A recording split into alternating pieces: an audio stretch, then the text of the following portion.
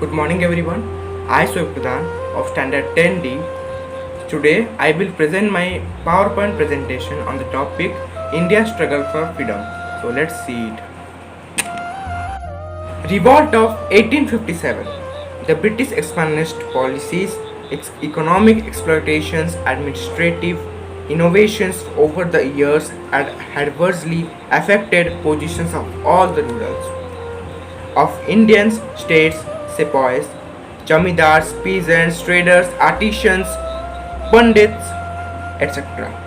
The discontent burst in the form of a violent storm in 1857, which shook the British Empire in India to its very foundations.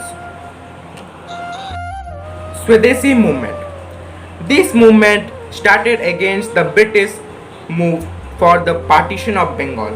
In 1903, the British announced their decision to part the Bengal. They wanted to get two provinces out of Bengal. One is Bengal comprising Western Bengal as well as the provinces of Bihar and Odisha, and second part is Eastern Bengal and Assam. Home Rule League movement. India's response to the First World War was seen in the Home Rule movement. It was an effective way to disconnect the British rule. There were two Indian Home Rule League that were organized on the lines of the Irish Home Rule League. Annie Besant and Bal Gangadhar Tilak were the prisoners of this trend. Satyagraha.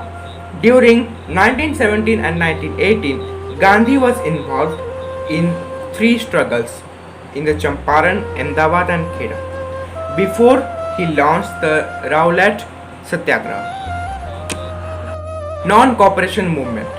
In India's struggle for independence, the non-cooperation movement is one of the important movement. On August 31, 1920, the Khilafat Committee started a campaign of non-cooperation. The movement was formally launched. This aim was to boycott major social programs, events, offices, schools to resonate with India's struggle for independence. Civil disobedience movement or Salt Satyagraha.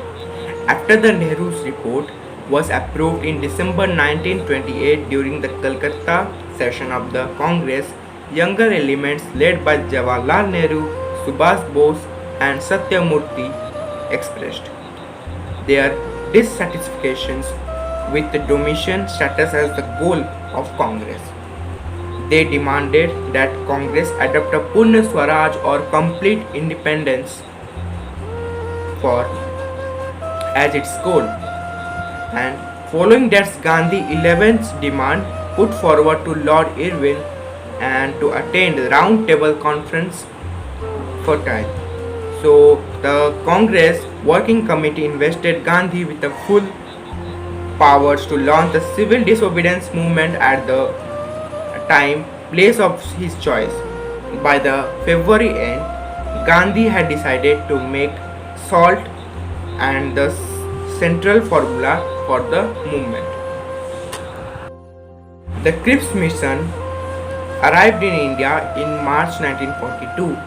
After Cripps returned, Gandhi calling for British withdrawal and a non-violent non-cooperation movement against any Japanese invasions. The Congress Working Committee at Wadda on July 14, 1942 accepted the idea of struggle for India's independence.